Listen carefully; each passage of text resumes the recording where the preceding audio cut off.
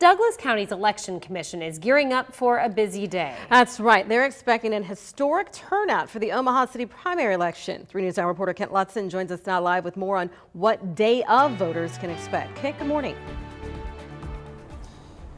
Good morning, Cerise and Jenny. Happy Election Day. So the county commissioner, Brian Cruz, says that he's expecting a major turnout, about 30%, which would be historic, as an average for a city primary is about 20%. He says mainly this is because just of the excitement from the November election that's kind of carrying over into this election.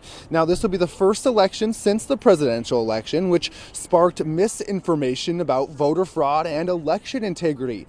Cruz says in the weeks following the presidential election, the commissioner's office saw a big spike in residents calling with questions and concerns about election results and election security.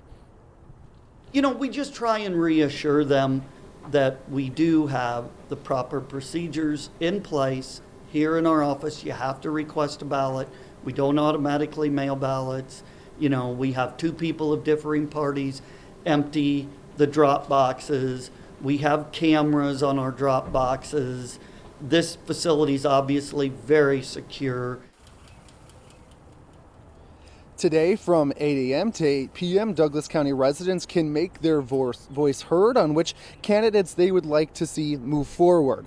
The top 2 candidates in each of the city council races and the mayor race will go head-to-head in next month's election. Now, of course, we are still in a pandemic. Now, Cruz says they will be offering masks and hand sanitizer at each of the polling places. He's also asking people to social distance, even if they've already been vaccinated. Jenny and Cerise, it is a busy morning already here. There's cars showing up. I imagine there are workers and early morning people dropping off those mail-in ballots. Again, you have until 8 p.m. to make your voice heard.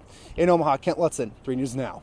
All right, thanks, Kent. The closest watched race on the ticket, Omaha's next mayor. Right now, 5 candidates are facing off to make it on the ballot for the general election. 3 News Now reporter John Kipper has spoken with all 5 and gives us a look at the race this morning.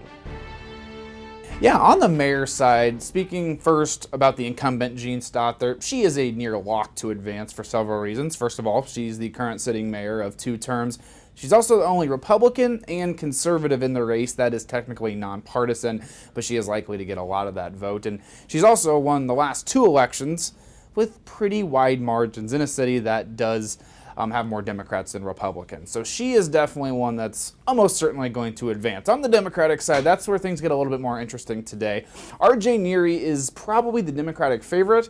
He's got the money and the old Democratic establishment. That's former mayors, Bob Kerrey, the former senator and governor. He's also has a little bit more of a moderate platform as well, setting him up to take on Stothert if he is able to advance. But there are more candidates.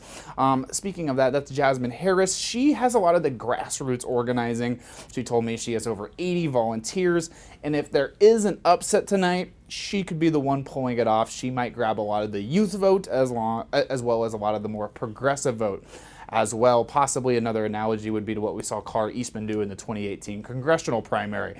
Also want to mention Kamara Snipes. She's the only person that has held elected office that's running in this race besides Stothert. She's currently an OPS school board member. And finally, Mark Gudgel, an educator who has big ideas but not as much money or grassroots organizing, and both those final 2 would definitely be more long shots. Our election coverage kicks off at 5. We'll bring you the latest on the races and candidates on air online at 3newsnow.com and on all of our streaming platforms.